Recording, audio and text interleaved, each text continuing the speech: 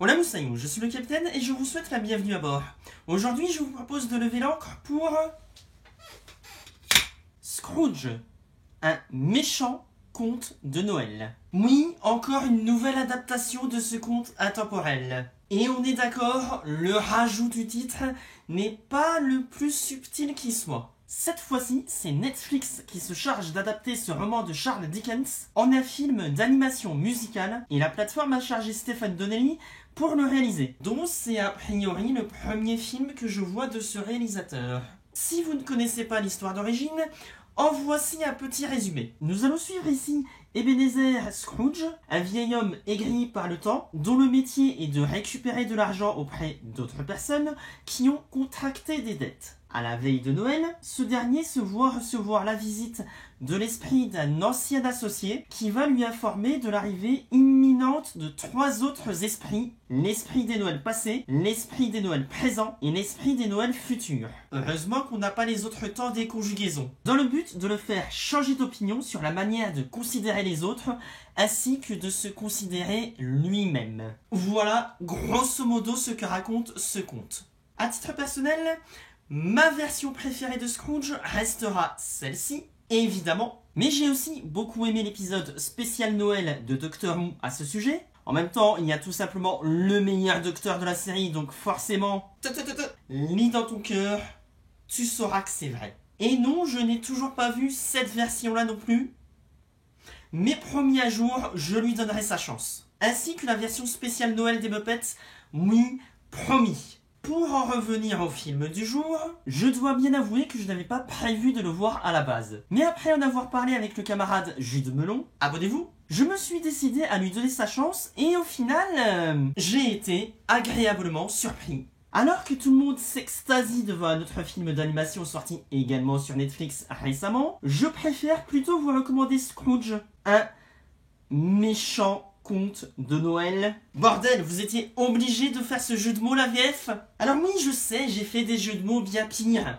Mais justement, et à la différence d'eux, je ne suis pas payé pour le faire. Pas encore en tout cas. Bref, plaisanterie mise à part, je vais vous présenter quelques petits points qui ont leur importance avant de vous lancer pleinement dans l'aventure. Si toutefois vous lui donnez sa chance. Déjà, il y a un chien qui accompagne notre personnage principal. Oui, c'est un défaut, comme dirait l'autre.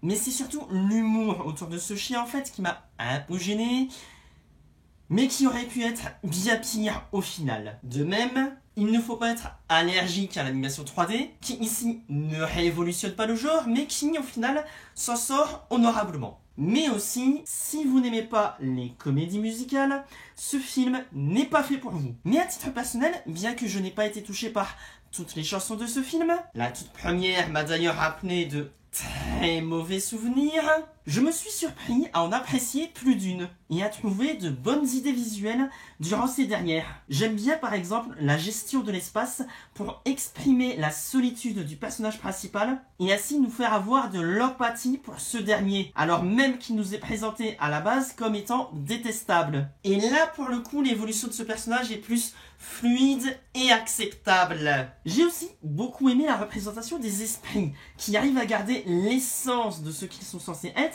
tout en ayant une vision propre dans cette histoire. Mention spéciale ici à l'esprit des Noëls passés qui a réussi à me surprendre et à me toucher bien plus que de raison et à me faire frissonner lors de sa disparition. Oui. À noter enfin que le film est dédié à un certain Leslie Bricusse, un parolier et compositeur britannique qui a notamment travaillé avec un certain John Williams, mais qui est mort l'année dernière. Je ne le connaissais pas, mais je dois bien admettre que j'ai toujours un certain respect lorsqu'une œuvre est dédiée à un être en particulier. Mais surtout, le plus important à mes yeux que ce film aura réussi à accomplir, m'avoir donné envie de m'intéresser à nouveau à ce conte et aux autres adaptations de ce dernier que je n'ai pas encore vu. Et pour cela, je dis chapeau bas. Ceci étant, à l'heure actuelle, si je devais noter ce film,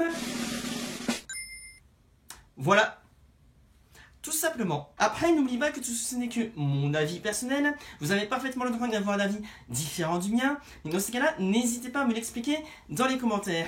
Et n'oubliez pas qu'un petit pouce en l'air, un abonnement et un partage sur les réseaux sociaux, ça fait toujours plaisir. Bref, c'était le capitaine qui vous parlait de Moussa Camille qui vous dit à bientôt pour une nouvelle traversée. Et n'oubliez pas de garder le cap.